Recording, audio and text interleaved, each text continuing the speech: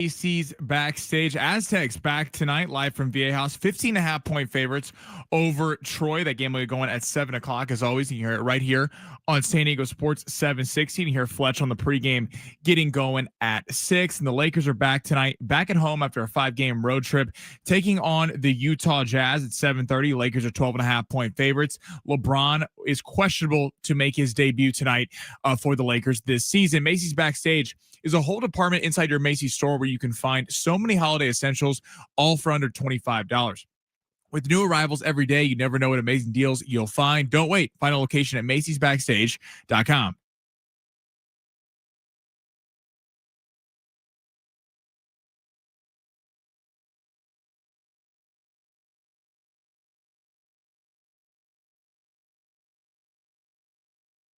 What's going on, everybody? Good afternoon. Ben Fletcher, Sammy Long with you till 2 today. John and Jim will take over then. We are feeling quite generous today because we have two 4-pack of tickets for you to go to SeaWorld with the family. Celebrate the Christmas season out at SeaWorld with their million dazzling lights, the biggest Christmas tree in San Diego, and all the special stuff around the Christmas season.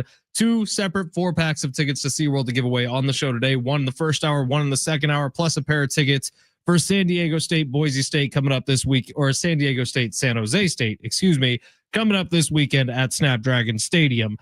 Quite a awesome NFL game last night, huh, Sammy?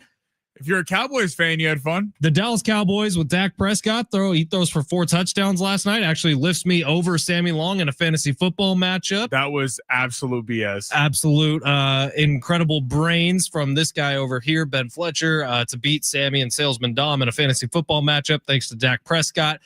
But the Las Vegas Raiders seemingly just allergic to calling good plays to use their best player to try to keep a game close. Ashton Janty gets like 3 rushing attempts on the night. What the hell is going on with that? Yeah, I listen, I understand that game scripts, and especially with running backs, things kind of change when you're losing. But when the Raiders have no talent on the offensive side outside of Brock Bowers and I Michael watched Mayer. The majority of the first half last night. I will admit the second half I was at a movie with my wife, but the majority of the first half, the game wasn't completely out of reach. Like the Raiders didn't need to go to a throw only game plan as early as they did, but they go 3 and out, 3 and out, 3 and out. And on all of them, JT got like a total of 2 touches. I don't get it. Well, that's why I'm like, when the game was close, they weren't running the football. And then, of course, when you're down 3 scores in the second half, you can't really run the football because you have to come back and running the football. The Cowboys are like, sure, you can run the football and gain 5 yards every time and run the clock out. Impressive performance by the Cowboys. Again, it's the Raiders, but still impressive performance. That's what I was expecting to happen 2 weeks ago when they ended up playing the Arizona Cardinals. Right. Just the offense was clicking on all cylinders. Quinnen Williams, I mean, what a ad. I mean, what do you have? 1.5 sacks last night, 3 QB hits. So here's what I'll say about the Dallas Cowboy fan base today, because I see a lot of people online saying, well, looks like the Micah Parsons trade was the right thing at the right time. Jerry Jones, low key a genius. Pause on that, because you beat the Las Vegas Raiders, who cannot get out of their own way for whatever reason this season, man. Like, you look at that team and you think Pete Carroll has had a ton of success everywhere he's went in football. You look at Geno Smith, who I know he's been terrible this year. Just think back the last few years. He wasn't that bad in Seattle, but he just looks like a completely different quarterback now. Ashton Janty, Brock Bowers, you have talent on this team. Max Crosby's a top 5 player at his position in football, and they just cannot do anything. Who do you put more of the blame on this year, Pete or Geno Smith? I mean, I'd like to just split a blame pie right down the middle between those two guys, because Geno Smith looks unrecognizable. I think his time in this league has come and gone, and it was a fun couple of years in Seattle where he was a gunslinger and he kept that team interesting. Pete Carroll, man, football has just flown right past him. Every decision he's made this year has not worked out, and it's not a great roster. It has some good pieces. That's what, yeah. But how much polishing can you put on a turd? So I'm going to go more blame on Geno. I'm going more blame on Geno as well. Geno, I think what we're seeing now is people are forgetting that this guy in Seattle for a minute, for a cup of coffee, was like the Sam Darnold of Seattle. Hey, you remember that moment? They tried to write me off, but I didn't write back. Right. And he was backing up with his play. Now, they had a lot more weapons. I can't blame Pete Carroll for this. Has he done a good job so far this year? No. I do think if you're the Raiders, especially with no real hothead coaches coming up the pipeline, I would keep Pete Carroll and try to give him a real quarterback, because if you didn't believe Pete Carroll could develop a quarterback, then why did you hire him in the first place? So then if you hired him in the first place to be here for the foreseeable future, because Geno Smith, despite them signing him to a big deal, that's a bridge quarterback. The Raiders knew that they were not going to be very good and going to be picking toward the top of the class. I think you got to let Pete try to figure this thing out, draft a quarterback at the top of the class, and see if he can really bring them along. Because in Pete's defense, what he's been able to do with quarterbacks over the years is very impressive, i.e. Geno in Seattle. Russell Wilson, look what happened to Russell Wilson when he wasn't playing the Seattle offense. Sure. So I give Pete a little bit of slack. Now, I will say, if we're looking at the Raiders and trying to identify problems, there's a laundry list of them. But the fact that the Las Vegas Raiders, and this is not a joke, have the highest paid offensive coordinator in all of football is probably a mistake. Like Chip Kelly, is anything happening with the Las Vegas Raiders offense that anyone's mind blown about? In fact, the one big thing we heard about Chip Kelly this past offseason was that he got Ashton Jancy out of the Michael Myers stance. And Ashton Jancy was not performing well at the beginning of the year. Since he's gone back to that stance, he's been a lot better. So the fact that you're paying Chip Kelly $6 million a year, and that's the highest paid offensive coordinator in all of football, maybe reallocate some funds here. That is funny to me, because it feels like Chip Kelly, listen, one of the great college head coaches of all time, Sure. what he was able to do with innovator with Marcus Mariota and the whole kind of, I mean, we don't have signs in college football on the sideline. If it wasn't for Chip Kelly, he was the first guy to call the plays in with signs on the sideline. Then what he's able to do with Nick Foles the first time in Philly, when they made the fastest offense in the league. But yeah, it does feel like the game's a little bit past Chip Kelly, and I don't know why he keeps getting opportunities to run an offense. Outside of that, like 1 year in Philly, when has it worked for Chip Kelly in the NFL? Now, I'm a 49er fan, so my Chip Kelly experience is very different than a lot of people's, but really, outside of 1 year in Philly, when has it worked for Chip Kelly? No, but that's a fair point, because you go, again, the 1 year, and it feels like he was innovative with the fact of the thinking of, we're just going to run more offensive plays than you, get your defense tired, kind of like a basketball team that wants to run the fast break the whole time. And it was an extremely spread out NFL offense, which we hadn't really seen a ton of up to that point. And now everyone has that kind of offense. So how much of a genius really is Chip Kelly, or was he just the first kind of in, and he hasn't been able to make adjustments since then? Yeah, I paying him $6 million a year at this point seems insane to me. Yes, innovator. Yes, legend. No success at the NFL level. Rich McGuire says Chip Kelly is the worst. He ruined Ashton Shenty and Sammy's parlay. I would agree. Rich, thank you for chiming in on that. That's one thing we haven't really mentioned. Ashton Shenty's, what was the actual lineup entry we put on Ashton? We had Paul George under on points at his debut. He hit the under. We had Javonte Williams over on rushing yards for the Cowboys. That Smashed. hit. Nikola Jokic free one to get a point. And then Shenty, all we needed was, I believe, 17 rush attempts. Which, if any of us, Rich, you, Sammy, me, were calling plays for the Las Vegas Raiders, it would have smashed. But get your best player of the football. Sounds like a crazy idea. Crazy idea. All right, we have a lot of fun to get to on the show today. Alan Sliwa is going to be joining us in just a little bit. Is LeBron James playing tonight for the Los Angeles Lakers? We'll see. But one guy we do know is playing tonight. The return of Magoon Gwath. How about that, everybody? The Mountain West Defensive Player of the Year a year ago. The Mountain West Freshman of the Year a year ago. Magoon Gwath will make his return from injury tonight at Viejas Arena. I'll be there getting you ready for that game. John Schaefer will be on the call. We get going. I believe game time's at 7, so I'll get going at 6 with pregame live from Viejas Arena. All right, Sammy, let's get to the big three here on San Diego Sports 760. Sammy rips through the top stories in the world of sports. Sammy! Smash. Your lunch break is here. Ready to go back to the office and knock the socks off your friends? I mean, coworkers? It's time for the top stories of the day. The Big Three. All right, Sammy, where would you like to start today? But first, if you want to watch the show, YouTube at San Diego Sports 760, Twitter at Fletch and Sammy. And is the text line working again? The text line is working. We were not able to read all the text yesterday. And I got the text line working late last night, and I was like, I'm sure all the listeners were very kind about the Chiefs losing to the Denver Broncos. We can rip through some of those texts later because we got a lot at the top of the show yesterday. 70470, start your message with team. We would love to get them. If you still want to talk smack about Sammy's Chiefs, who are on the verge of missing the playoffs. It's a setback for the comeback, baby. That's all we're doing. If you guys lose to the Colts this week, I bet you your chances to make the postseason. 36%. If you lose to the Colts, what is it? 36%. Wow. It's a must-win game. Wow. Let's head to those Aztecs. So Magoon Gwath making his debut this season tonight, in all likelihood. 15.5 points, a favorite against Troy. Obviously, you got the big tournament next week where you kind of get into the heavyweights. What are you most looking forward to in this game tonight? Just seeing how Magoon fits back in. Like, look, I feel like because of the way the season ended last year, because Magoon wasn't on the court for the majority of the end of the season a year ago, dealing with this knee injury, I think we forget and maybe take for granted a little bit how special what he did a year ago was. He was in the top 10 nationally in terms of shot blocking for the year. He also is 7 foot tall, can play from the outside like a guard. Like Magoon Gwath is one of the more special college basketball players in the country. And so seeing him come back tonight, I'm excited to see the ovation he gets from Viejas Arena, which is going to be packed for this game.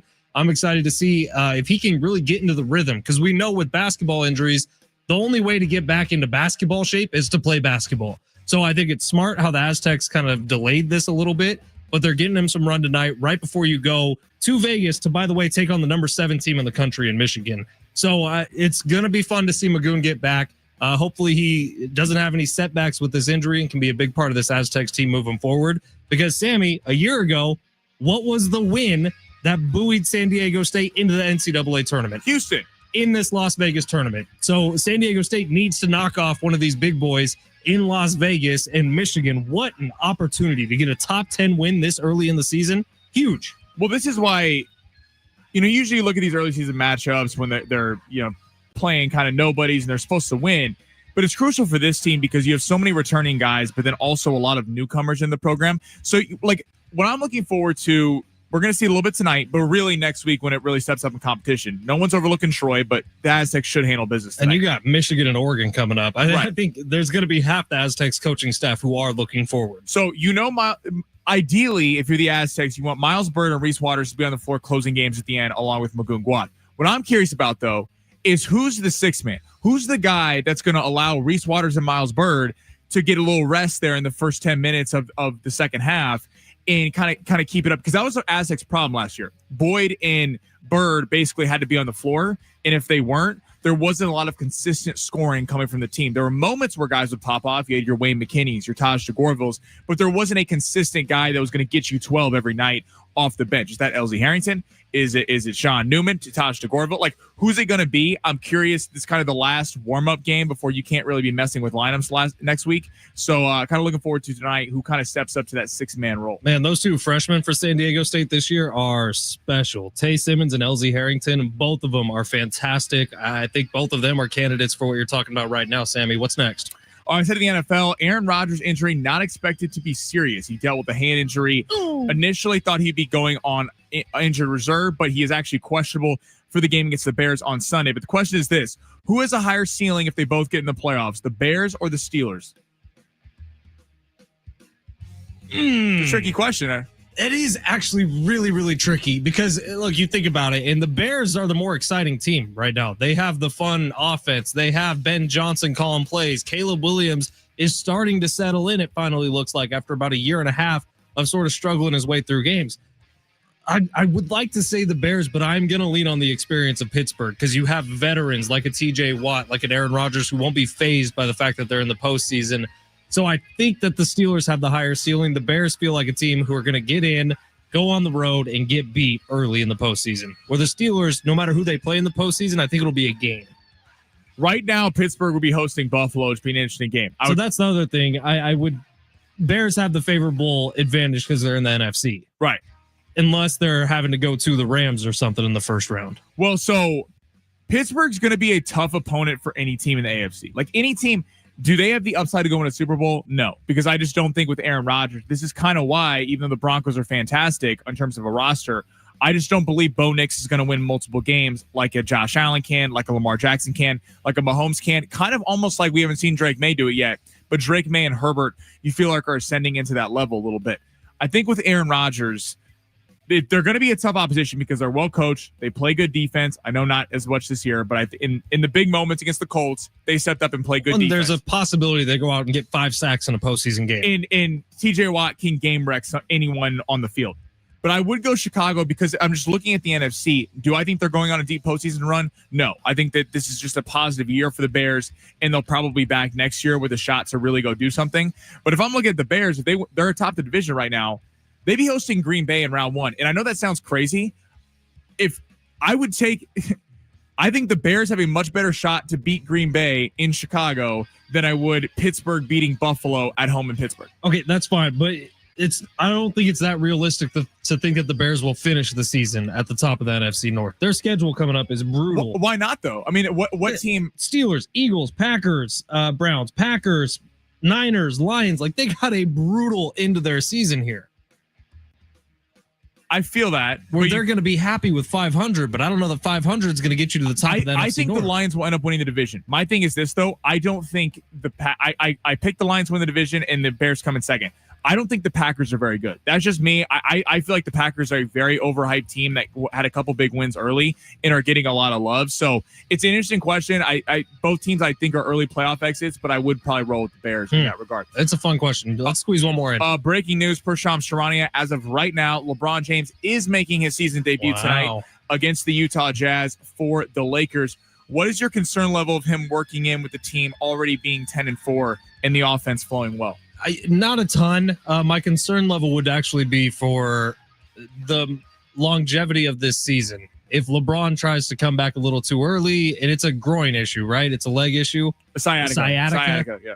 So if it's sciatica and somehow he makes it worse this early in the year and is a problem he's going to have to deal with late in the year, that's a problem for the Lakers, obviously. I would have been fine with him missing the whole first 2.5 months of the season if you're rooting for the Lakers, which I guess I'm not, but for LeBron to miss that much time and then come back towards the end of the year where he can be impactful in the playoff push. Look, things are going fine with the Lakers right now. They're dealing with injuries, but they're still winning games. I think this might be a little rushed, but clearly he's maybe feeling a little threatened and wants to reinstate himself as the king. Well, there's been a lot made of, LeBron James, how is he going to fit in with Luka and Reeves because he wants the ball? Steve Hartman's going to be wrong. LeBron will play a game for the Lakers this year. I'm going to make sure to remind him of that because I'm sure he'll be reminding me about the Broncos on Friday. Wow. I didn't know that was possible for Steve to be wrong. But LeBron James, like for whatever you want to say about LeBron James, whether you think he's the GOAT, whether you think he's an overrated player, he's an underrated player, there's a hotly debated topic. One thing you cannot argue about LeBron James, he is one of the highest IQ basketball players that's ever played the game. That's just, he is that. So Luka and Reeves are going to be handling the ball a lot of the time, and LeBron is okay playing off ball. We saw this happen last year when the Lakers had success with Luka and LeBron with no center after the Anthony Davis trade, him playing off ball in the wing. There's just very few guys that can stay with him with speed, but also have the size to match him. I'm curious from a Laker perspective, who, though, goes to the bench? Does Rui Hachimura go to the bench and become kind of a six-man? Do they put Reeves on the bench and let him run the second unit? Be interesting to see if we get some questions answered tonight. Multiple 4-packs of tickets to give away on the show today to San Diego SeaWorld for their Christmas celebration, and a pair of tickets to go see San Diego State taking on San Jose State this weekend at Snapdragon Stadium on a weekend where San Diego State could potentially clinch home field advantage in the Mountain West Conference Championship game. That would take some losses around the league as well, but it could happen this weekend. We'll talk about it all here on the show. We'll give away those tickets as well. In fact, your first 4-pack of SeaWorld tickets are going to be given out on the other side. Just keep listening at San Diego Sports 760 live on the iHeartRadio app.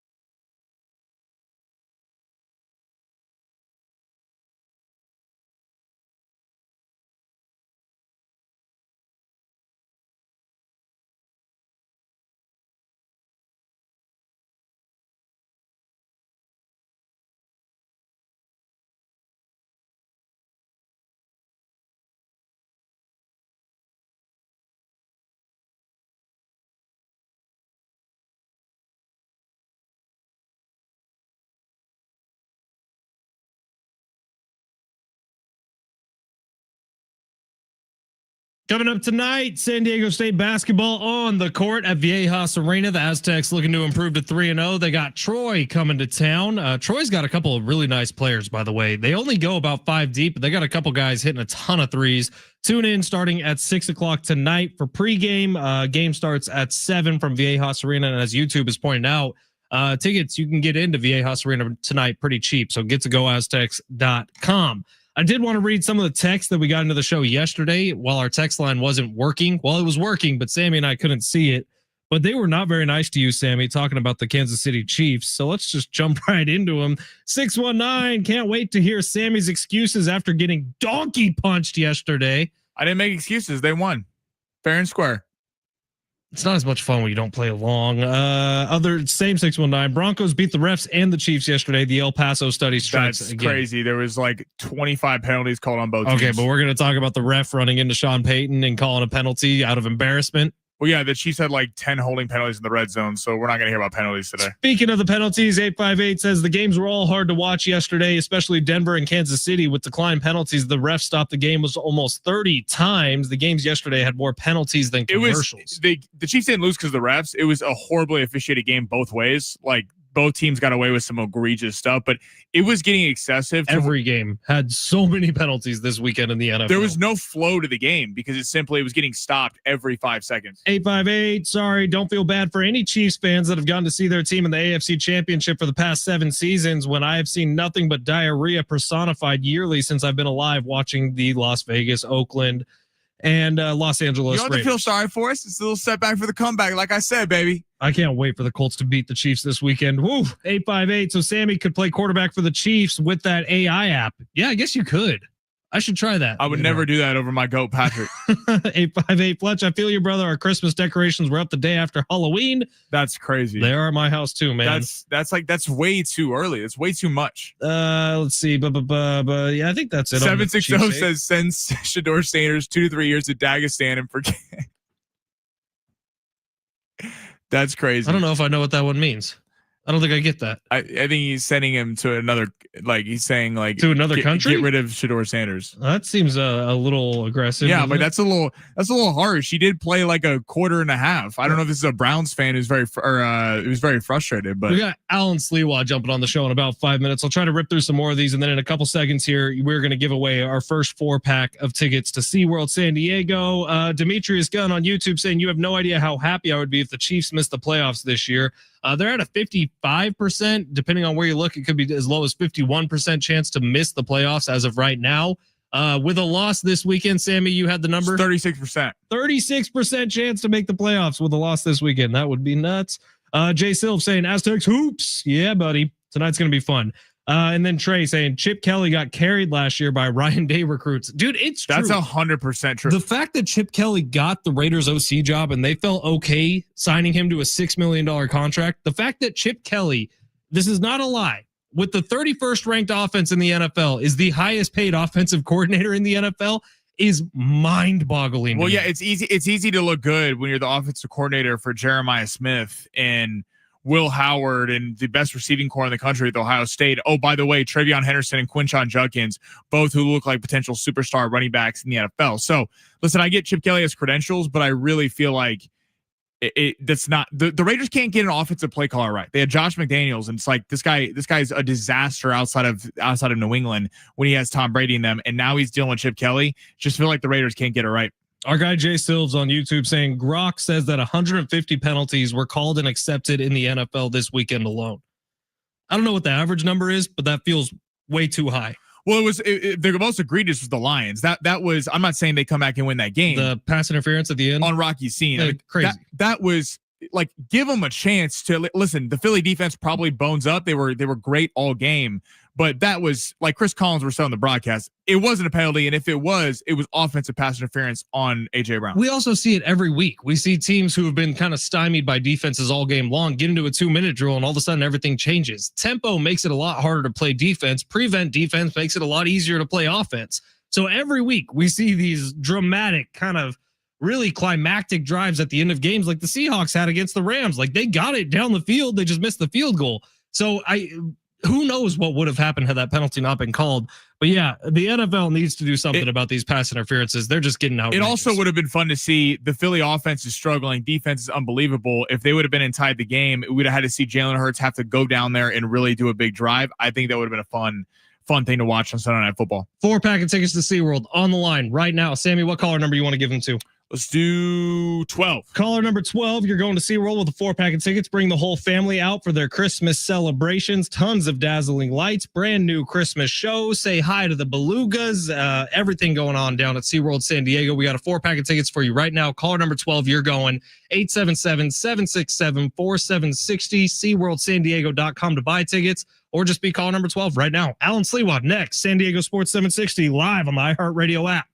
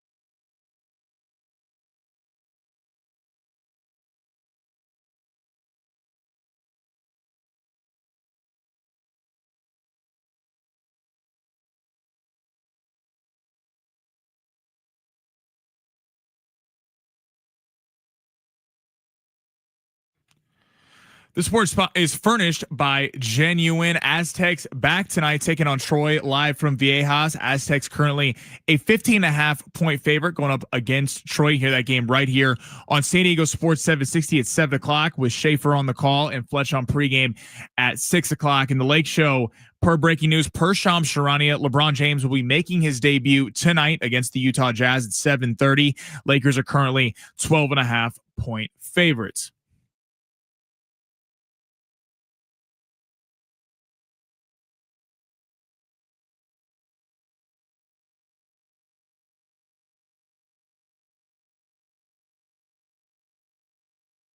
San Diego Sports 760. Ben Fletcher, Sammy Long with you till 2 o'clock today. Our buddy Jamar jumping in on YouTube. Man, this has been a Chip Kelly hate show so far today.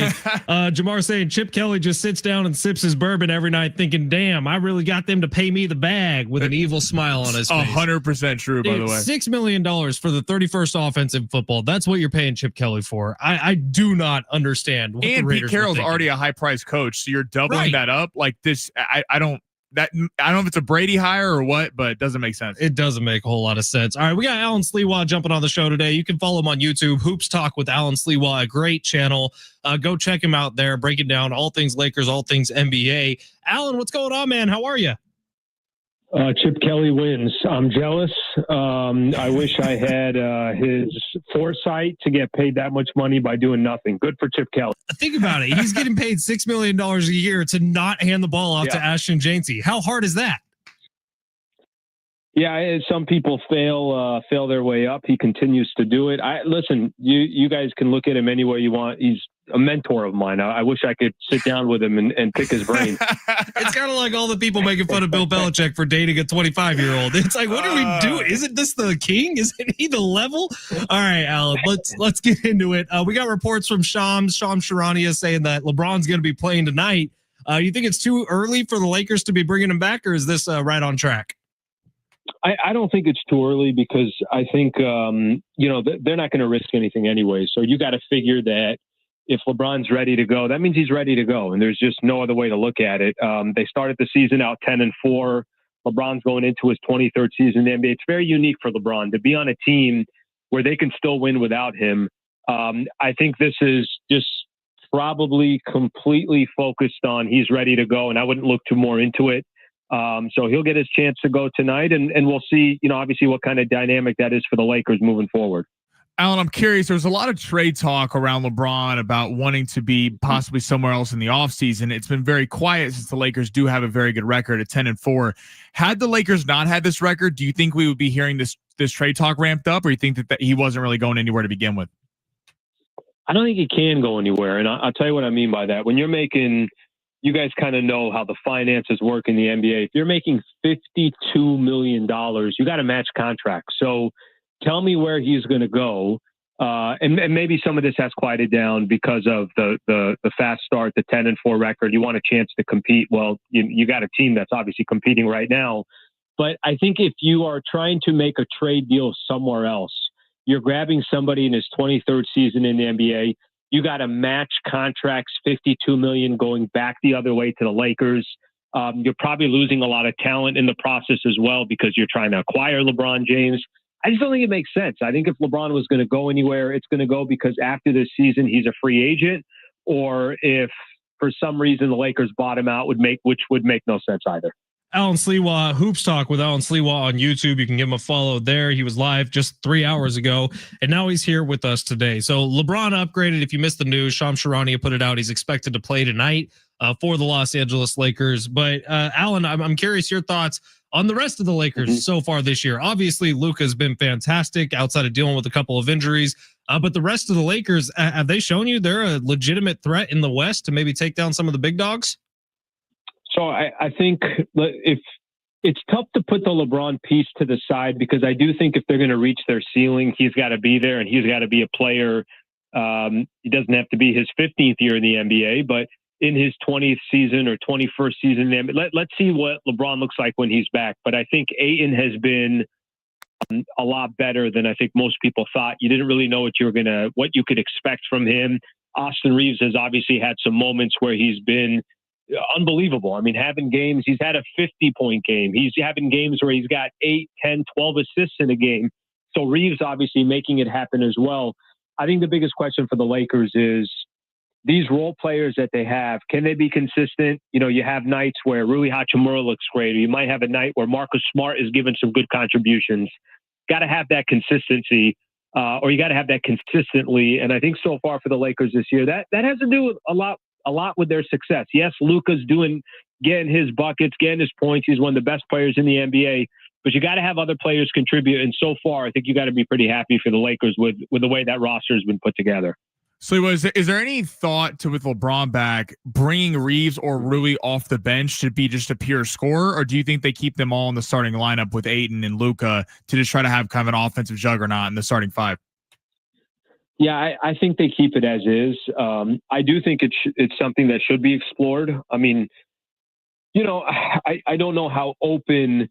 Let me isolate one player. If you told me Austin Reeves was coming off the bench and he's going to have some times during the game where he's kind of showcasing his own skill set, he's doing it against the second unit.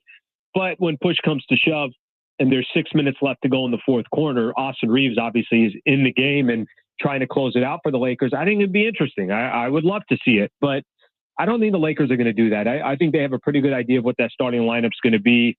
And I think the starting lineup you mentioned is probably what they end up rolling with. And we'll see what happens tonight, but I'm assuming that's what it's going to be. Alan Sliwa joining us today here on San Diego Sports 760. Alan, I think we talked to you last right before the news came down about the new format for the NBA All-Star Game. I'm curious if you think this does anything for the health of the league, because the All-Star Game's just been kind of a joke, really for the last decade, it feels like. But does this new format kind of going with a little bit of USA versus the world, does this do something for you?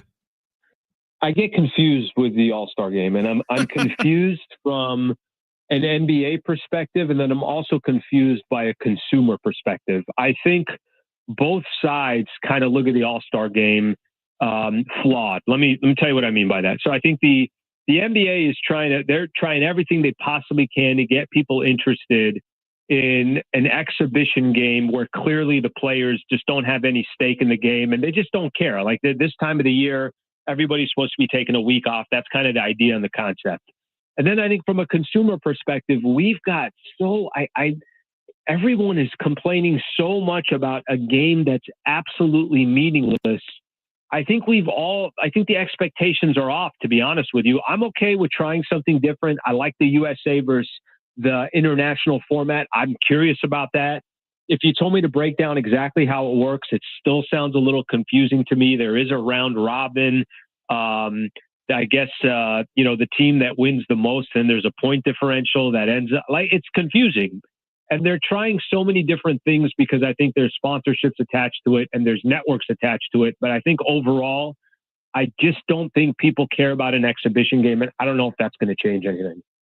So we saw the Thunder dismantle the Lakers last week, dismantle the Warriors. Mm-hmm. Is there any team in the NBA do you think could really give them a real 7-game series as currently constructed in the NBA in the playoffs? Denver, I think Nuggets would be a really interesting matchup. You know, obviously they got experience, they got championship pedigree, they got Jokic. They can argue they got the best player in the world. I think Aaron Gordon is one of the more underrated players in the NBA. If you're somebody that follows Lakers basketball, you've watched Jamal Murray hit big time shot after big time shot in the playoffs, specifically against the Lakers. I think Denver would have a shot. They'd have to be completely healthy. We'll see kind of what they end up doing. And I think a lot of teams right now, everyone's chasing the Oklahoma City Thunder. But I think if there's one team that could say, we can go up against these guys, I only think I would think Denver's the only one that has a legitimate shot. Alan Sliwa joining us. Alan, I want to get your thoughts on this Aztecs basketball team too, with Magoon Gwath coming back tonight and the tournament out in Las Vegas coming up next week when they're going to be facing off with number 7 Michigan. But when you were talking about the All-Star game, it got me thinking about the NBA Cup as well, because I have a friend group who we all are on a big group text and we talk sports almost exclusively on there. We talk gambling. We do gamble on NBA games. But no one is talking about the NBA Cup in my friend group. And I think each team's played around 3 games in it so far. Is that experiment working for the NBA, or do you think that's going to go the way of the dodo bird here in the next few years? I think, honestly, I think they got nothing to lose with it. So I think whether it's working or it isn't working, just to have some extra discussion in November and December about the NBA, I think there's a difference. I will tell you, in the group play, I don't really care. The courts look a little bit different. It doesn't really mean anything. Yes, they do point differential, and that part's a little confusing to me in the sense that you got Luka and Austin Reeves playing late in a game in the fourth quarter because they're worrying about point differential. I'm like, you got a second of a back-to-back tomorrow. Why don't you rest these guys for the final 6 minutes? But I do think once you get into single elimination, it's kind of fun, right? Like, again, what's the difference whether they're going to play 82 games anyways? I know the final doesn't technically count, so it would be your 83rd game of the year. It's growing on me a little bit. Not that I go out of my way and say, oh my gosh, let me make sure I'm home at 6:00 because there's a group play today. That doesn't happen. But I do think once you get to the single elimination, it gets a little more interesting. And again, if the goal is, can we get more people talking about the sport earlier in the season when we're competing with the NFL and college? I don't think there's anything to lose there. Absolutely. All right, Alan, you got any thoughts about this Aztecs basketball team? Coach Dutcher seems to have them loaded up for war again. Yeah, doesn't that man? I think it's one of the coolest things we have here in San Diego. Is I love the expectation every single year. When I was a student at SDSU a long time ago, but I remember Steve Fisher always telling the story. It was even before I got there, where he's trying to hand out tickets and nobody would go to the games. And even when I was going as a student, there wasn't expectations like there is now. So what Dutch has continued to build with the program, the fact that San Diego just automatically is like, hey, we're top 25, right? Or, hey, we got a chance in the Mountain West Conference. That's a beautiful thing. And, we may not have a pro NBA team here, but obviously what San Diego State's continuing to build in the college field of things is it's a great thing. And they're continuing to build off a great program. And it's become one of the best home environments in all of college basketball. Like, you start talking about those lists, of course, Cameron Indoor will always be up there, but you don't have to go too far down before you get to San Diego State and the show at Viejas Arena. Tons of fun. Alan, we got to get you out to a game here sometime soon. So come on down. 100%. I always make it to a couple of games a year, so I'll definitely do that. And a great job, by the way, on the post game broadcast on Saturday after SDSU beat Boise State. So obviously that was a great win, and you guys did a great job on the broadcast. Thank you, brother. Alan Sliwa, host of Hoops Talk with Alan Sliwa on YouTube. Go check him out there. Give him a subscription. Great content for the NBA fan, for the Laker fan. Thank you, Alan. We'll talk to you soon. Sounds good, boys. Thank you. Alan Sliwa. Love chatting with him every so often during the NBA season. All right, we're going to take a quick break here. And on the other side, we got Long Shots with Sammy Long. Right after Long Shots, we're giving away San Diego State, San Jose State tickets for this weekend at Snapdragon Stadium. So keep on listening. Long Shots next, tickets next. It's San Diego Sports 760 live on the iHeartRadio app.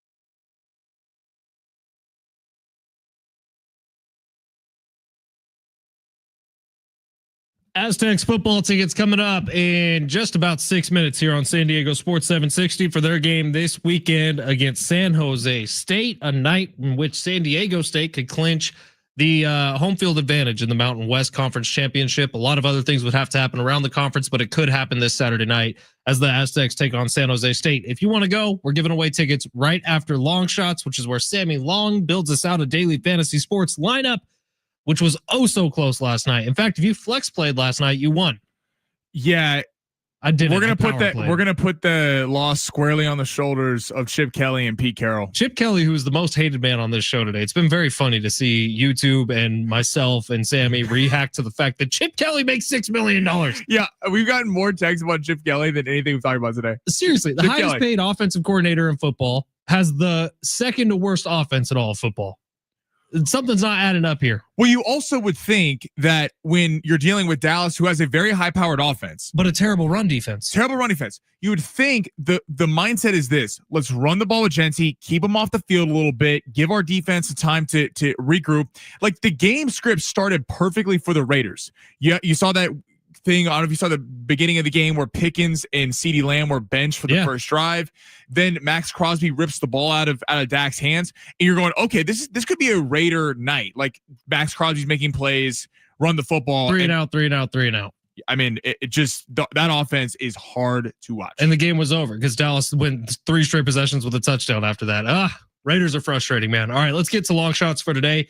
By the way, awesome college basketball action going on tonight. Not just the Aztecs, but Kansas and Duke. That's a top 25 matchup at Duke. This is at Madison Square Garden because it's one of the. It's a bummer because Darren Peterson, the projected #1 overall pick for Kansas, is not going up against Boozer tonight. He's missing with a hamstring injury. So the matchup lacks a little lackluster. I don't know what I'm saying. Those are strong, hard words. We're gonna dump that right there. No, it's funny. No, Sammy, you don't dump mistakes. You dump F-bombs. If I were to cuss right now, we'd have no more dump. Well, don't cuss for like 2 minutes while it recharges. For anyone out there that doesn't know what just happened, Sammy couldn't say the word lackluster. So instead of just being able to make fun of himself and let me make fun of him and let the text line make fun of him, he dumped out of it. See, Fletch saw me struggling to get the word out, and he just sat there and did nothing. Soft. Michigan State and Kentucky also play today. Excellent slate of college basketball games. Any college basketball on the? There is some college basketball on my parlay. I love it. Let's get to it. Long shots time. Sammy, smash it. You looking for some luck? Want to win big? Gotta play big. You are so money, you don't even know it. Time to take a chance. Say that me and his man. With long shots. I'm really sad we dumped that. That was funny. That was good stuff. The stream still got it. Yeah, YouTube got it. That's what Rich would always say when he would drop an F-bomb on the air. That one's for YouTube. We haven't cussed in a while, which means I think it's coming in the next hour. It's legitimately only happened to me once in my career. I think I said BS. That's crazy. And I said it on this show. I've dumped 3 times, and I've only been in radio a year. Sammy, where are we going with long There's shots? another time I probably should have dumped, but we didn't get fined by the FCC, so it's fine. Okay, let's go with let's start with college basketball. Actually, all right, let's go to that Duke Kansas game. Big time matchup tonight. Again, losing a little bit of its steam, a little bit lackluster. Said the word right this time. With no Darren Peterson, and then the Boozer twins. I mean, Madison Square Garden, Kansas, Duke. You get 2 blue bloods going. Always a fun matchup. These two have had some battles over the years, especially in the NCAA tournament and then the national championship. But so because Darren Peterson is out for Kansas, Floyd Badunga, more than 16 points. He's been the kind of center laying and waiting, power forward center for the Jayhawks for a while now. Kind of was buried on the depth chart the last couple of years. Kansas basketball has been a little bit down ever since they beat North Carolina in that championship game. Floyd Badunga, though, had a really big night the other night, 18 to 20 points. Really just took over offensively with Darren Peterson out. Now, they weren't playing the level of competition that they're going to face in Duke, but just because of the amount of looks that Floyd Badunga is going to get, I do think Duke wins this game. Bill Self, though, is too good of a head coach to not let this thing be close, especially at Madison Square Garden for the 24th ranked Jayhawks. So Floyd Badunga, more than 16 points tonight for the Jayhawks against the Boozer Twins. All right, let's go to the NBA. Michael Porter Jr., Brooklyn taking on Boston. Michael Porter Jr. traded from the Denver Nuggets. I think it was a really good trade for Denver in terms of they got a defender back in Cameron Johnson, someone they needed on the wing to close games. You don't need Michael Porter Jr. for Denver to close games because Jamal Murray and Jokic are taking the last shots, and Michael Porter Jr. doesn't play defense because he kind of would become a liability at the end of games. But in Brooklyn, with the team not being very good, he's been fantastic because they're just asking him to score at will, and he's the leading guy.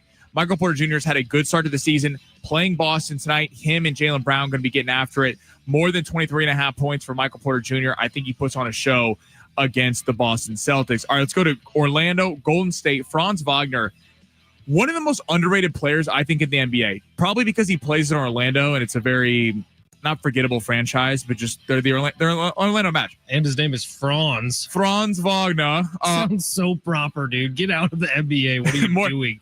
Go guard the queen. Franz Wagner. Hey, he can't hoop though. Go be in what's the TV show on Netflix with the Queen's Gambit? No, the TV show that all the ladies like. What's it called? Oh, with the one dude that every girl's a crush on? Yeah, it's not Breckenridge. What? I thought it was the Queen's Gambit or whatever. No. Well, it'll come to us. More than 24.5 points though for Franz. Bridgerton, yes. More than 24.5 points for Franz Wagner. Taking on the Golden State Warriors. It's going to be a fun matchup between him and Jimmy Butler. Wagner is the go-to guy for the Orlando Magic. I think he's going to have a big night, especially with the lack of size that the Warriors unit kind of brings starting five. The Orlando Magic are a pretty big starting five, even at the forward and guard spots. I think Wagner takes advantage of this. More than 24.5 points. And then last pick of the night, Lakers, Utah. We're staying away from LeBron because I don't know how much he's going to play tonight. His first game back. Don't know how many minutes he's going to be playing. Where we are going to go, those DeAndre Ayton, more than 15.5 points and assists for the Lakers against Utah. Utah, Walker Kessler's out for the year. One of the best defensive centers in the entire NBA. Every team was calling on him at the trade deadline last year. The Warriors were. Every team in the Eastern Conference trying to get him. The Lakers were as well. He is out for the year with injury. Lauri Markkanen is the go-to guy now. He's averaging about 31 points per game with this team. But what that means with Walker Kessler out, the front court depth for the Jazz are really tested. I also think that even if the Lakers are winning this game big, which Vegas expects, DeAndre Ayton will still be playing where guys like LeBron and Luka will be out. So more than 15.5 points and assists for DeAndre Ayton. So to recap, Flory Badunga for Kansas, more than 16 points against Duke tonight. Michael Porter Jr., more than 23.5 against Boston. Franz Wagner, more than 24.5 points against Golden State. And DeAndre Ayton, more than 15.5 points and assists. All more lineup, but I feel comfortable about it. The NBA should get rid of whatever they have for the All-Star game and do a 2-on-2 tournament where Franz Wagner and what's his name, Benedict Mathurin are on the same team together. Just have the all-name team in the NBA. And Wagner has a twin on the Magic. I would say it would be a good call for the NBA because the memes would be hilarious. Franz Wagner. Yeah, I think he might be from Inglourious Bastards. That's, by the way, great movie. Awesome movie. But that would be, it's funny if you took the Ice Cube's big three he tried to do. Yeah. And you made that, to your point, the 2-on-2 where you do 3v3, and you made that an all-star game and you paired matchups. Like, I feel like guys would try way more because it's a different format and guys would want to show that they're better in ISO ball than the other best players in the league. Would you load up on bigs if you were doing a 3-on-3 tournament? You'd want Kevin Durant would be the most valuable player. Yeah. Wemby probably. Because the problem is if you took like Joel Embiid, if you have Kevin Durant guarding him, how is he going to get out there and defend him? That's interesting. I don't know if you go. Yeah, I'm trying to. How would I draft my lineup? Because I feel like you would want Steph on your team too. Totally. Is Steph operating in space? He's one of the best ever. And who's going to guard? Who's going to be able to guard that unless you draft a shifty guard at the top? Right. It'd be interesting to draft a 3-on-3 team and to see it play out. And why is the NBA not doing that? Like Anthony Edwards would be extremely valuable in a 3-on-3 because the tournament. more space there is, the more you want the hyper athletic, the super fast guys to be able to move around and get open. That would be fun. All right, well, LeBron's playing tonight, so that'll be fun to watch too. I saw his lines and I was like, please, Sammy, do not fall for it. Stay away. Oh, no. We're not going LeBron James. overs tonight. He may play 5 minutes tonight. We'll see. All right, it's San Diego Sports 760. Hour number 2 is coming up next. We have another 4-pack of tickets to give away to SeaWorld San Diego, so stay tuned. Hour 2 next, live on the iHeartRadio app.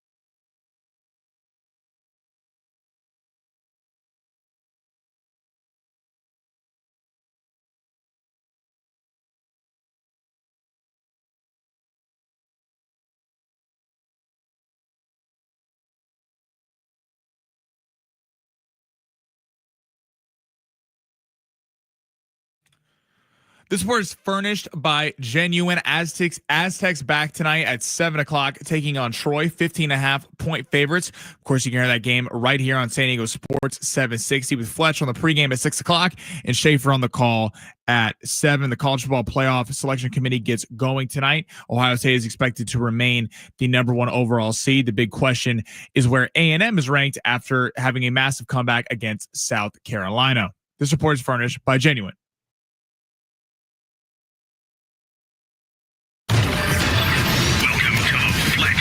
Fletch Zone. I'm Ben Fletcher. That's Sammy Long. Into the Fletch Zone. Not like other guys. Where are we going in sports? Sound off like you got a pair. We have Aztecs basketball tonight. Live from the Mesa, it's SDSU versus Troy. And the NFL weekends with a star taking over Sin City. Prescott, fastball over the middle. CD Lamb makes the catch. Touchdown, Cowboys. Plus, More than a half point for Nikola Jokic. If that doesn't hit, I don't know what to tell you. Captain Obvious here. Paul George, less than 12.5 points, making his debut for the Sixers tonight. Yeah, baby! Ashton Genty, more than 17 rush attempts, got to establish the run. I'll make up for it now. And Javonte Williams, more than 75.5 rush yards. you know, if you're going to do this, at least try. Well, they are for entertainment purposes only. And we know why. Now, live from the San Diego Sports 760 studios, this is the Flex Zone.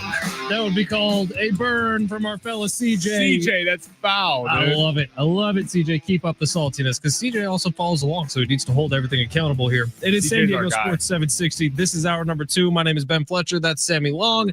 We do the show every day if it's your first time joining us. We spent a lot of hour 1 making fun of Chip Kelly and the Las Vegas Raiders. Yes. We're going to get off of that in hour 2 here. We will get you a brand new, fresh, spanking new power rankings coming up at 1:30 today in the NFL as week 11 has concluded. We are already to week 12 somehow on the NFL schedule. It goes by so fast every year. That's a little depressing when we start thinking about that. It really is. But this is a great time on the sports calendar, what we got going right now, because San Diego State basketball is back. They got a top 10 opponent coming up next week in Michigan. And Oregon's really good again this year, too, out in that Las Vegas tournament. Can't wait for that. Tonight, they're playing against Troy. Tonight, Magoon Gwath makes his triumphant return. We are in the middle of the NFL season, and you're starting to see the separation from the top of the league and the bottom of the league and which side the Chiefs are going to end up on. And right now it kind of feels like they're going to the bottom. So it's a fun time on the sports Who's going calendar. to end up on? The Kansas City Chiefs are going towards the bottom. Man, you chirp a lot. I just can't wait for them to rip off some wins and the Niners to start sucking, playing that sorry ass schedule that they play. Listen, just be patient. Just be patient. That's not something I'm good at. Have Sammy. your fun. Have your fun right now. I've never been good at being patient, but if the Brock Chiefs are being Purdy is the king of the 10 o'clock window. He is fantastic when you're playing a 10-1 against a team that you're like, you probably should beat, had double-digit favorites. King of it. Talking a lot for a guy who has a worse record right now than the San Francisco 49ers. Oh, yeah. No, we'll wait to the end of the year. All right. Yeah. Okay. I will say, before we get to the big 3 here, I would like to apologize. I did not give away Aztecs football tickets last segment because we ran out of time. They will be given away right after the big 3 here. So keep listening for that. We also still have a 4-pack of tickets to SeaWorld San Diego coming up in this hour. Tonight, San Diego State basketball is playing against Troy. This is their final tune-up before their schedule really starts to heat up with the Las Vegas Players Era Invitational. Now, Troy is not a pushover. First of all, they've already played 5 games this year, so they've just simply played more than just about any other team in college basketball. They also have a pair of brothers who they recruited to the program 2 years ago, Kobe and Cooper Campbell, who are absolute killers from the 3-point line. So for San Diego State tonight, this isn't one of those games where you can just be like, oh yeah, we got Michigan coming up in 7 or 8 days. We don't need to worry about little old Troy coming into town. Troy can hurt you because they got some guys who can really score. So for San Diego State tonight, bringing in Magoon Gwath back onto this team, I'm sure he's going to get a huge ovation at Viejas Arena and everything else going on. You got to make sure that you're not letting Troy sit out there and kill you from the 3-point line because that is the great equalizer in all sports. Per one of my favorite accounts, Aztec Analytics, talking about who's all follows Aztec basketball. Troy has been very good in transition, talking about how they're actually in the 80th percentile in getting out and running. And Cooper Campbell is averaging about 9 points a game this year for them. So yeah, it's great to be testing out these lineups. There's so many guards for the Aztecs that are really talented, and you're expecting the bench to really get in the game like they did last week against Idaho State and a little bit against Long Beach State at the end. But you also can't mess around too much because this team, the fact that they are so good in transition, It is only a 15.5 point spread. That's a lot of points, but this is not like Idaho State when it was like 30 or 35, something like that. So this is not a BS team. Hopefully the Aztecs handle business and can get all their guys some looks tonight. And it's important, like you bring up the 15.5 point spread. Unfortunately, the Aztecs kind of have to cover that. Now, you're talking about games at the beginning of the season on November 18th that kind of feel like throwaway games that at the end of the year can be the difference between 4 and a 5 seed in the NCAA tournament, or God forbid, an 11 or a 12 seed in the NCAA tournament. Like you're starting to deal with these games where you do need to beat the Idaho States by 25 points, and the Aztecs didn't do that, and that hurt them in KenPom already this season. It's also interesting because like a different thing, Alan kind of talked about in the last hour at the NBA Cup. The NBA never point differential, right? That like, and if you care about the NBA Cup or you don't, but if you do, you care about keeping your guys in.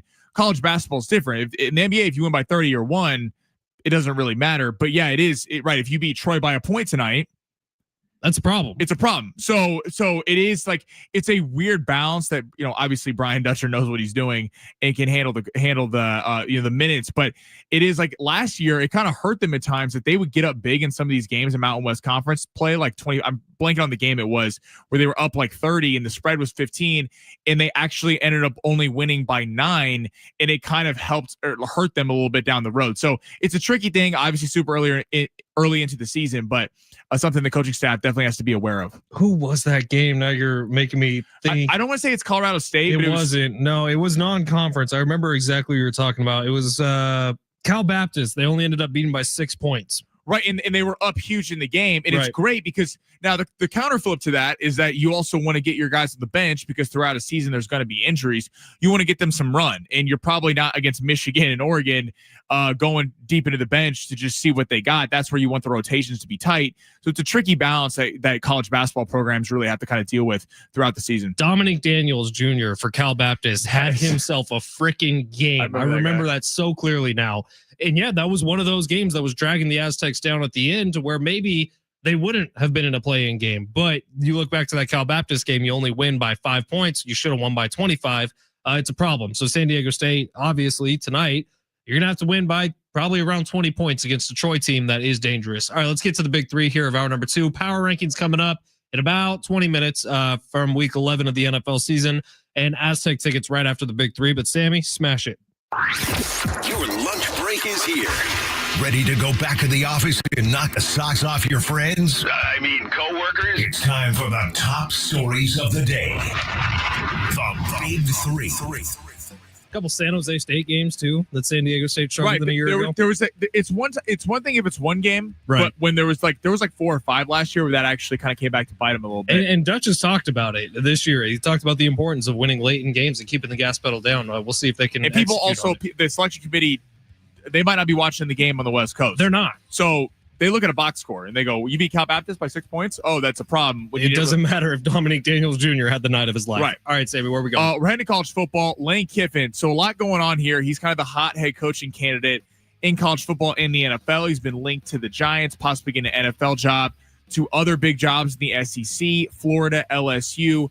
Ole Miss reportedly gave him a deadline in a month to make a decision. He has since refuted the report this morning on Pat McAfee. But the question is this: where should Lane Kiffin want to go? Should he want to make the jump to the NFL? Should he want to stay at Ole Miss, or should he want to jump shark to Florida or LSU or maybe even a Penn State?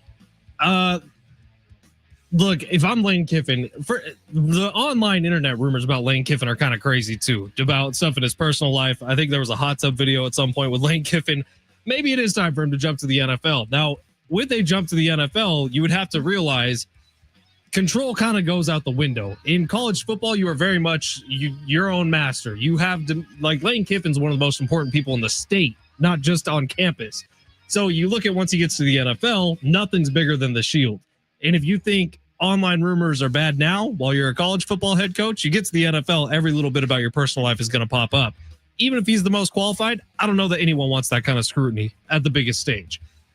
That being said, it's not like there's a huge market for NFL coaches right now. It's not like there's a ton of names popping off the page. Lane Kiffin is one of those names. It would be an impact hire immediately. The Giants would be interesting. It would be fun. I mean, there's great storylines. You have Scatterbo and Dart, who got big personalities and neighbors, and then you got you'd have Lane Kiffin, who is funny on social media. He trolls other players. Like he does stuff that a lot of big time college football head coaches wouldn't do. Like he's shirtless so often. Yeah, he's shirtless a lot, but you gotta give him credit. What he's built in Ole Miss, I mean, working his way all the way from USC to then offensive coordinator at Alabama and then Ole Miss. Florida's interesting because Florida has one of those programs. It's kind of like USC, Texas, Notre Dame. If you're able to restore Florida to greatness, you will forever be the guy that did that. But I certainly think you should look at the NFL. I don't think just going to LSU makes a lot of sense, just kind of pivoting down the bayou there. But I would go to the NFL. I think if he gets a call, the Giants would be interesting. There's a lot to work with, a lot of young talent. And by the way, Jackson Dart, he coached at Ole Miss. Kind of a seamless fit. Let's save college football actually a little bit. So college football selection show tonight. But the question is this: Ohio State will be the number 1 overall team. Is there anyone that can challenge them in the college football playoff field? Because there's a lot going around of how they really made the number 1 ranking and have stayed there because of their win at Texas or over Texas at home in week 1. But Texas has 3 losses and doesn't quite look like the team that we all thought Texas was going to be. Is Ohio State really that good, or are we overhyping them a little bit? Until proven differently, Ohio State will stay at the top. And I think until they lose a game, they'll stay at the top, which I don't know that they lose a game the rest of this year. So Ohio State's probably going to be the number 1 team all the way. Now, that being said, I do think late in the season, we're starting to see some of the usual suspects really turn it on. Like Georgia is starting to look fantastic once again. And if they turn it on, that is absolutely a threat to Ohio State in terms of the college football playoff. But as of right now, as long as Indiana and Ohio State keep winning, they're not moving off of 1 and 2, even if Georgia's perfect the rest of the way also. It does feel like Ohio State on paper does look like the best team, and they should be the number 1 overall team. The lead up to that game of Texas, where Texas had all these big-time recruits, it's Arch Manning, but they play Michigan next week. So, and there's a lot of storylines there. If USC and Michigan wins out, who gets in? USC has a tiebreaker with them. They beat them head-to-head. A lot of storylines with that game. So Michigan really needs to win it. Or do they barely beat Michigan? This is a team that's lost to Michigan 4 straight years. Do they dismantle Michigan as a little bit of a get back? Because remember, they won the championship last year, but they lost to Michigan. And that's the biggest rivalry in college football. Michigan fans let Ohio State fans know all the time that they ended up beating the eventual champions. So I do think Ohio State deservedly should be the favorite, but I wouldn't be surprised. There's a lot of good teams. A&M had a big comeback. Alabama, despite the loss, I think is a very solid team.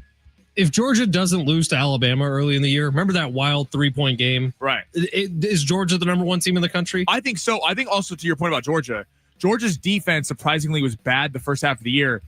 And then against Texas, which Manning was rolling going into the game, shuts them down. Looked like the old Georgia defense that we've grown accustomed to seeing. I think it's going to be a pretty fun playoff this year with a lot of teams that have possibilities to do some. Like that Alabama-Georgia game ended up being such a coin flip because Alabama had the good first half. Georgia really turned it on near halftime. And then I don't think Alabama scored the point in the second half. And Georgia's comeback just fell a little bit short. Like if they win that game, I'd have a hard time believing they're not, because they'd be undefeated. And they're probably going to match up with the SEC championship game here in a couple weeks. Right. You would think Georgia might be the number 1 overall. Yeah, it's going to get fun down the stretch here in college football. All right, it is San Diego Sports 760. Right now, pair of tickets for Aztecs, San Jose State this Saturday at Snapdragon Stadium on the line. Throwback pricing coming up this weekend at Snapdragon, like $2 popcorn, $2.50 soda. It's a bunch of concession stands being knocked down incredibly well this weekend at Snapdragon Stadium. Go check it out. 877-767-4760. Caller number 8. You're going to the game coming up on Saturday. GoAztecs.com to buy tickets. It's San Diego Sports 760. Caller number 8. You're going to the San Diego State game this weekend. You're listening live on the iHeartRadio app.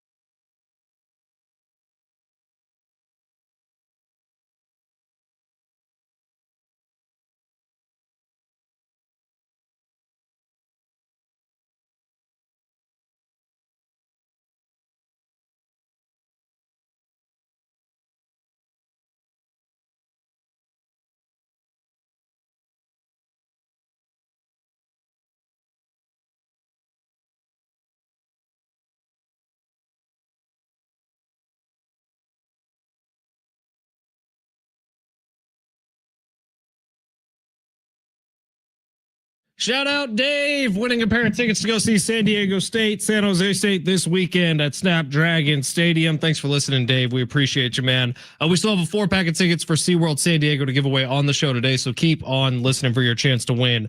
All right, it was much expected, but it's become official. Kevin Acee putting out on the Union Tribune's website, Dylan Cease and Michael King reject the qualifying offers, so the Padres are in line for those 2 extra draft picks, the compensation picks. But that also means the Padres are without 2 of their starting pitchers from the last couple of years. If you could wave a wand and get one, what would you do? Between those 2 guys? Yeah. Dylan Cease has more upside. Michael King's been more consistent. Give me Michael King. I think, yes. It's a shame that Dylan Cease seems like he's gotten in his head in San Diego. Dylan Cease has gotten worse since he's gotten to the Padres. I do feel like Dylan Cease will probably go somewhere else and he's going to be great and be fantastic, unfortunately, for the Padres. But because, as Coach Quintero always says on our show, he has the best stuff on the team. Like he has some of the best stuff in Major League Baseball. Right. So like, who throws as hard as he does, consistently as he does, with the slider, with the movement that he does? But it's like early in games, he'll just leave one hanging, or he'll leave a fastball right down the middle, and someone's going to hit a home run on him. Well, to that end, it's like he would be good for the first 3 innings. It was always like inning 4, 5, 6. The second time through, where it was a disaster, it does feel like he's going to be good somewhere else. But yeah, it sucks to let Michael King walk, because you feel like he could develop into becoming a really big time starter in the league. But don't worry, the Padres signed Kyle Hart. They re-signed him. They brought him back. So moves are being made. Kevin also had a article earlier today where he had quotes. I don't want to butcher this and get things wrong, but essentially Kevin pointed out something we've been pointing out. Like, why doesn't AJ Preller have a contract yet? This is just getting downright confusing and weird. Well, the Padres are putting him in a bad spot. Terrible spot. Now we know why. They're selling the team, so they're not really interested in getting AJ Preller a contract but extension. He's still expected to sign a contract this offseason. Honestly, if I'm going conspiracy theory, would you allow me to go conspiracy theory for a second? So when Eric Grubner signed his contract extension, he got a chunk of the team. Is there a chance that the holdup with AJ signing his contract is AJ saying, well, why is he getting a chunk of the team? I want a chunk of the team. You guys are in the middle selling off a big portion of the team anyways. Why not just give me a chunk of the team? That's interesting. That's by the way, zero inside information on any of this. That is totally from the brain of Ben Fletcher. I like AJ Preller. I want him to stay, but if I was negotiating on the other end, I would go, no shot. What GM in sports has that? What GM in sports has that? And you've been through how many managers? And again, I don't think it's AJ Preller's fault. I think what AJ Preller has had to deal with, the lack of resources the last few years, keeping this team afloat, is fantastic. But I just don't see how any ownership group is going to give them a piece of the team. Oh, and by the way, whoever buys the team is going to go, wait, so a GM that I didn't hire, it now has a cut of the team? Like, absolutely not. Like, what? I mean, I don't get it. It's like, it's honestly unfair, unless, so maybe that's happening. Maybe there's some backdoor stuff going on, but it's unfair. The Padres keep sending AJ Preller out to these press conferences, announcing Craig Stam and all this stuff. And like, good for Marty Caswell, asked the real question that everyone's wondering, is like, what's the update with the contract situation?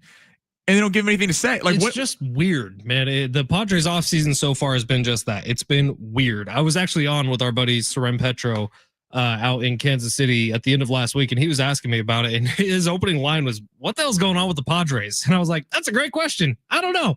It's weird right now because literally almost 2 years to the day of Peter Seidler's death, you announce you're selling a chunk of the team, when in his last public interview, he said the words, I want the Padres to remain in the Seidler family for generations to come.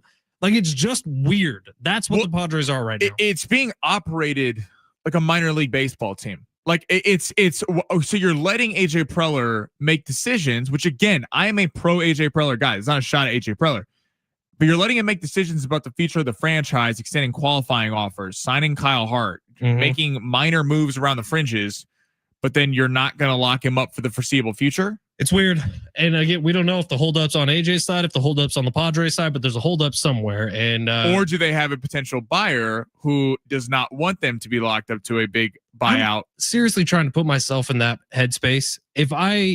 Which it's impossible to do because I don't have billions and billions of dollars. But if I did, would I want to be jumping into baseball right now?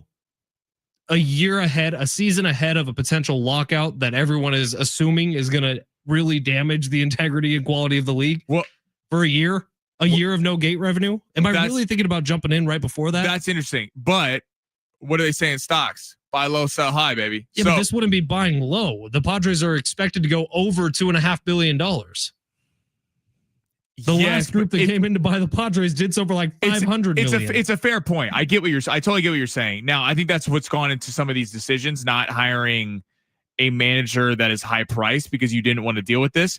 But if you're also them, like if you're someone buying the Padres and you think that if they got a salary cap with the lockout, maybe it takes a year. Who knows? It's gonna be an absolute S show. It's gonna be a headache, is what it's gonna be. But you want to jump into a headache right before it starts? You're thinking, oh, you know what? I haven't had any migraine. Let's jump into one. But if they do get a salary cap, if they get all the stuff that they want, the owners, then you're talking about baseball. Then buying a team like the Padres probably has more value, knowing you're able to compete more with the Dodgers, Yankees, Mets, i.e. all the big clubs. But you're about to go into an all-out battle, like a Saving Private Ryan-esque battle on the beaches against the players' union of Major League Baseball, which has historically been the strongest players' union in all of sports.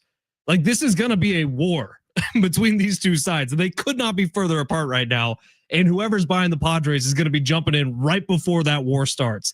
Like, yeah, hey, I'm going to jump in and we're going to go right for the beach.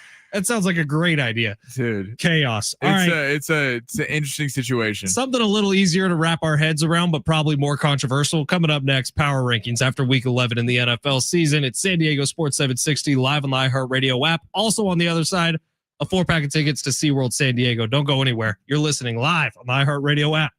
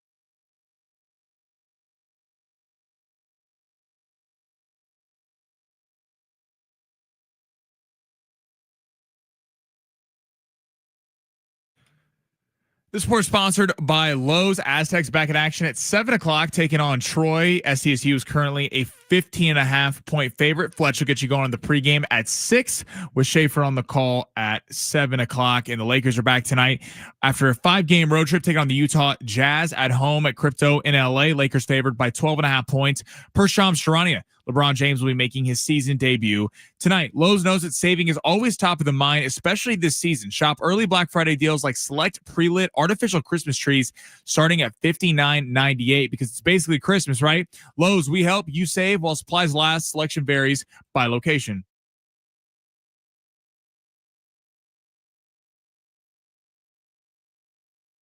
San Diego Sports 760. We got a 4-pack of tickets for SeaWorld San Diego coming up in just a little bit. But first, we're going to get to our NFL power rankings so we can set this up with how NFL or how ESPN has it after week 11.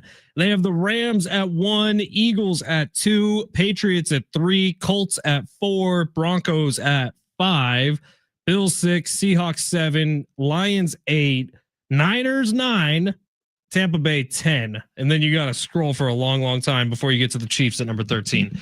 So that's all right. That's what ESPN has. Get your future bets in now. That's what ESPN has coming out of week 11. Here is what Sammy Long and I have. Sammy, do you want to kick it off with your number 5, or actually give me your number 6 first? Like your honorable mention, almost cracked the list. Can't hear you. Turn my mic on. Yeah, that'll help. You go with your number 6 first. Okay, my number 6 team, the team that just got left off my list, is going to be the Denver Broncos. I would have had them on the list, except it wasn't all that impressive of a win. They just beat the Kansas City Chiefs, who are way down on my teens. So the Denver Broncos probably should. But you picked the Chiefs to win the game. I know. The Denver Broncos probably should be on my list. They are just off of it at number 6 as of right now, because there were 5 undeniable teams. Okay, I'm gonna go with the Seattle Seahawks at number 6. They're coming off the loss to the to the Rams, but I do think the fact that they lost by 2, try to kick a game-winning field goal. Darnold has 4 interceptions, and they still have a shot to win that game. Can't knock them too far for that. Seahawks at 6 for me. All right, my number 5 overall team is the Philadelphia Eagles because I feel like I have to put them on the list. Look, they've earned it. They only have 2 losses on the season. They're beating everybody. It hasn't been pretty once, but the Eagles have to be on this list. They are a top 5 team in the NFL as of right now based on wins and losses alone. Eagles are my number 5 team. Denver Broncos 5 for me. Denver Broncos, very complete team. Beat by Kansas City Chiefs over the weekend. Looked very good doing it. I still, though, have reservations about the offense. Like, the Chiefs really butchered that game at major moments in it. The defense is unbelievable. What the defense is able to do against the Chiefs without Alex Singleton, without Pat Surtain, they're maybe the best unit in the entire NFL. You debate them with Philly. But on the offensive side, Bo Nix made a couple throws. I'm sorry. I don't see it in the postseason yet. I would not put Bo Nix as a top 5 quarterback in the AFC. That's why I have them at number 5, not higher up the list. His fourth quarter was damn impressive, though, man. Number 4 team, I'm actually going with the Seattle Seahawks. You're number 6 because of this. Name one other team in the NFL that would have a game-winning field goal against the Los Angeles Rams in Los Angeles after their quarterback threw 4 interceptions. That says something about the Seattle Seahawks. It also says something about Sam Darnold. He faded in a big game, which is not something you want to see out of a quote-unquote franchise quarterback, which he's supposed to be at this point in his career. Sam Darnold throws 4 picks, but they still have a chance to win the game in the final seconds. I don't know if there's another team in football that can do it. Seattle Seahawks, my number 4 team. Number 4, I'm going with the Philadelphia Eagles. Listen, they win big games. It's that simple. Does it look pretty? No. They remind me a lot of the Chiefs last year where they're finding ways to win games. You don't really know how, but we have to give them credit. Look what they did. They beat Detroit on Sunday night, shut down one of the best offenses, scariest offenses in the entire NFL. And then they were on a short week. Like Monday, they shut down the Packers offense, who was struggling a little bit before then, but still in Lambeau. Green Bay was favored in that game. I got to give them a lot of credit. Like, they're just finding ways to win games, and you feel like they start running Jalen Hurts a little bit. They start kind of finding this offense, less A.J. Brown drama and more just getting the ball in the hands of your talented players. They're going to be a headache for anyone in the NFC that has to roll through Philly. Are we on to number 3? We are. We're on to number 3. My number 3 team is the New England Patriots, simply because of the fact I don't see a weakness on this team. They're not losing games they're supposed to lose. They're winning pretty much every time they step out. They didn't look all that great against the Jets their last time out. But, man, everything about this team is a strength right now. Their run game is working. Their wide receiver core, which is essentially a bunch of guys outside of Diggs who came into this year not really having a name in the league, is working right now. Quarterback has been fantastic so far this year in Drake May. Their defense is really good too. So I look at the New England Patriots with a good head coach in Mike Vrabel, a really good quarterback, and an owner that's won more Super Bowls than just about anyone as my number 3 team right now until I'm proven wrong. Number 3 for me is the Buffalo Bills. Impressive win over the Tampa Bay Buccaneers. Listen, they got right after a clunker against Miami. My hesitation with the Bills is this. They didn't even make my top 5. That's crazy. Well, I give them credit. I mean, that's an impressive victory over the Bucs. You're a big man, Sammy Long. But I'm honest about the teams. Just because I don't like them, I'm honest about them. The Bills are a very good team. My problem watching that game is, can Josh Allen beat anyone on any given Sunday? 1,000,000%. If they are going into Denver, if they're going into New England in the first round, I'm probably favoring them. But I'm a little nervous in terms of the Bills winning multiple games, because look what had to happen. The defense was abysmal on Sunday. Josh Allen, 6 touchdowns. He's unbelievable. We know him and James Cook are fantastic. They're going to get there. They're 2 of the best players in the NFL. Is the defense good enough around them? You're seeing a little turmoil in the locker room with Keon Coleman sitting out of practice, getting benched in the game. Deion Dawkins calls him out after the game, the left tackle for the Bills. I don't know if they have enough receiver. I think not getting Jalen Waddle at the deadline or Chris Olave is going to come back to bite the Bills. But right now, they are my number 3 team in the NFL. All right, number 2, I'm going with the Indianapolis Colts. Look, they were on bye this past week. Do I have that right? Yeah, I do. So the Colts have no reason for me to drop them on the list. I had them at 2 last week. I'm going to keep them at 2 this week. When you look at, again, strength of a roster from top to bottom, the Colts have been really good this year. I got major question marks about Daniel Jones in the postseason, but to this point of the season, Daniel Jones has been pretty damn good. They have the best running back in the league current day in Jonathan Taylor, who's dominating games. They have maybe the best offensive line in football too. The Colts are going to be number 1 or number 2 for me with a bullet until proven otherwise, which might be this weekend as the Kansas City Chiefs play against them. Waiting for that game. By the way, our text line's giving us little fits. If you want to hop on your top 5 predictions in the NFL, top 5 teams, hop on YouTube. We would love to hear from you. My number 2 team is the New England Patriots. They're impressive. I mean, look what they did on Thursday night. Listen, they beat the Jets. Did you leave the Colts off your top 5? Yeah, they're not a top 5 team. Oh my God. Number 2, New England Patriots. The New England you Patriots. had the Colts in your top 5 last week. They were on bye. I didn't have them in my top 5 last week. I think you did. No, I didn't, because they barely beat the Atlanta Falcons. They got bailed out in that game by Jonathan Taylor. They're not a top 5 team in the NFL right now. I'm not putting them above New England. New England at number 2. New England's finding ways to win. Listen, I know they beat the Jets, and the Jets gave them a little bit of a scare there. But I was impressed with how they beat the Jets. It wasn't Drake May going all over the yard, throwing 5 touchdowns, everything going right. Look what happened. Travion Henderson, the run game started establishing. Drake May had a few bad throws in that game. Even go back to Tampa Bay.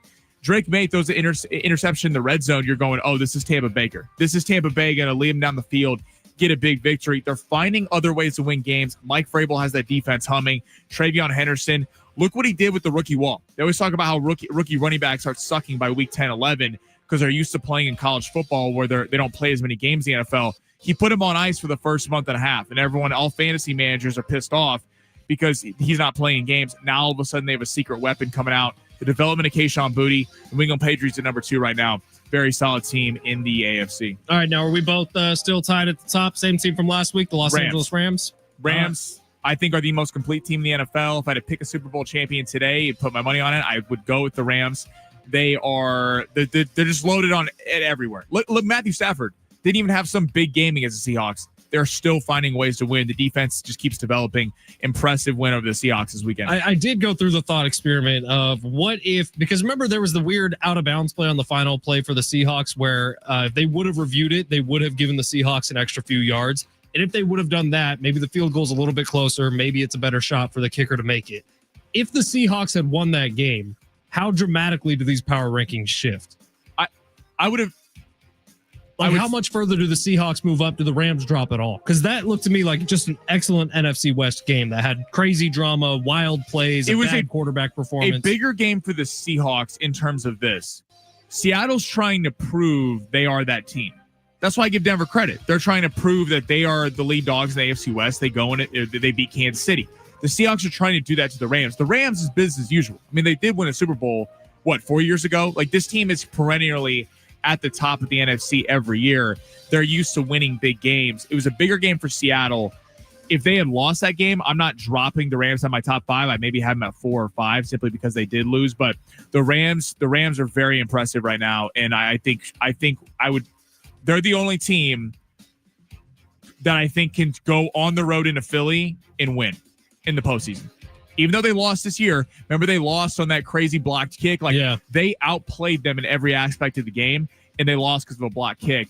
I think the Rams are the most complete. You think they're the only team in the NFC that can do that? I think the Lions, if they figure this out with Dan Campbell, I know they just lost to him and they scored 9 points, but the Lions defense, what they did was very impressive on the road in Philly. I honestly feel like there's going to be a performance in the NFC postseason out of Philadelphia, a lot like the Chiefs in last year's Super Bowl, where they've been winning all these close games so far in the regular season, but then they get just completely outmatched in the postseason. I could easily see it happening, but maybe I'm dead wrong about the Eagles. Maybe they're just the best team ever, and I don't see it. My thing is this: if Philly gets an injury and has to go on the road, I agree with you because I don't think it travels. But at the end of the day, if you're going Seattle into Philly, I'm probably taking Philly. They've been there before. Right. All right. The NFC playoff picture right now is Eagles 1, Rams 2, Bears 3, Bucks 4, Seahawks 5, Packers 6, Niners 7. And in the AFC, we got Broncos at the top, Patriots, Colts, Steelers, Bills, Chargers, Jags. My guy, Aban88 says nice on YouTube. Says nice list, Sammy. I'd flip flop Denver and Seattle, though. That's fair at 5 and 6. I think you could argue either way with that. Yeah, Denver just outside my top 5, mostly to take a shot at Sammy because I said the team they beat wasn't that impressive this past week. Which makes no sense because you picked the Chiefs to win in a runaway on Sunday. You're right, I did, and I was wrong, and your Chiefs let me down. Just a constant stream of my life. Chiefs letting me down. Niners in the Super Bowl, Chiefs let me down.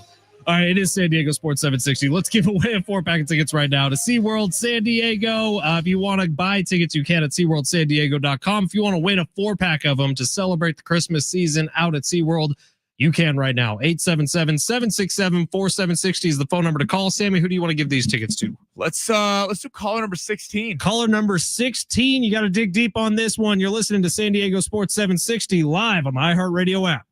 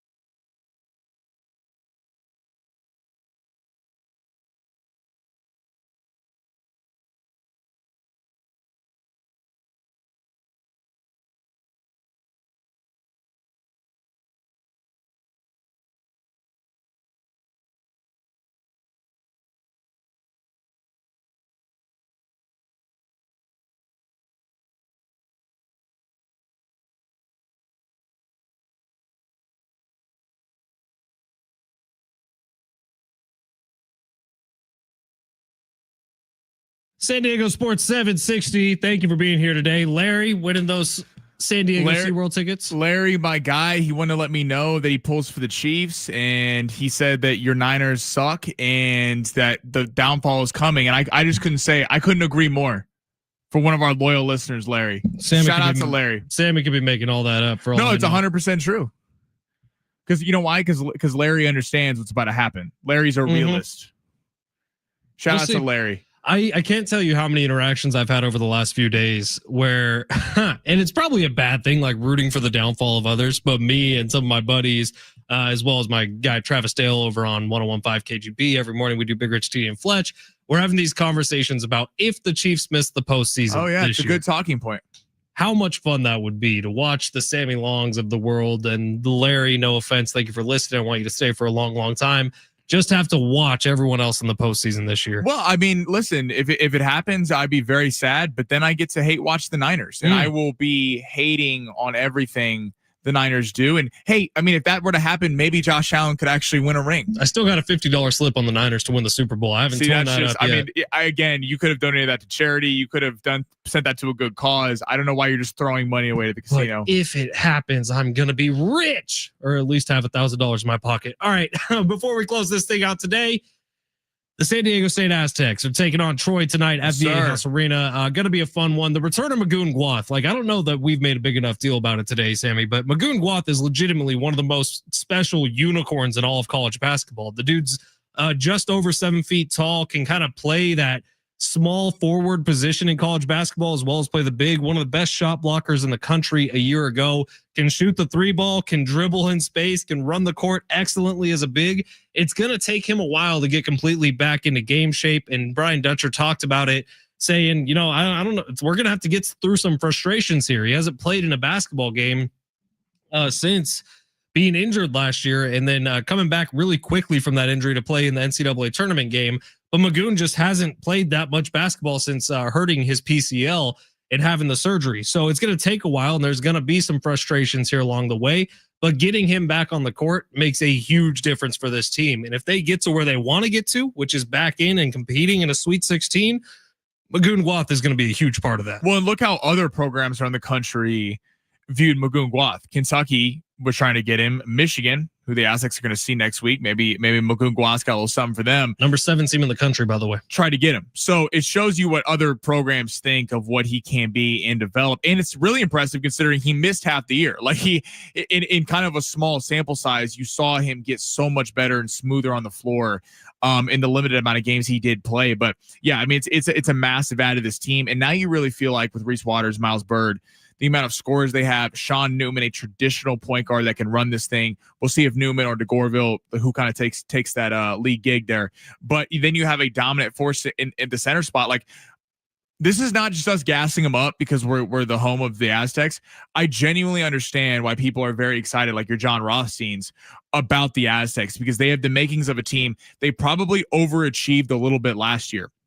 And we got really excited but you saw the talent. You saw them be able to beat a team like Houston and Creighton. There just at times there was a little lack of night in, night out basis. You feel like with the depth this team brings, listen, when March comes around, you feel like they're going to be hell for a lot of people in that bracket. Yeah, I can't remember what John Rothstein called it, but it's like aggressive brutality or something like that when he talks about the Aztecs defense. And that's what it is. And this team's playing at a high clip through their first 2 games. Now, we haven't seen the jump in competition. That's coming next week. But tonight against Troy, it's another opportunity to sort of get in the flow of things, and we'll see.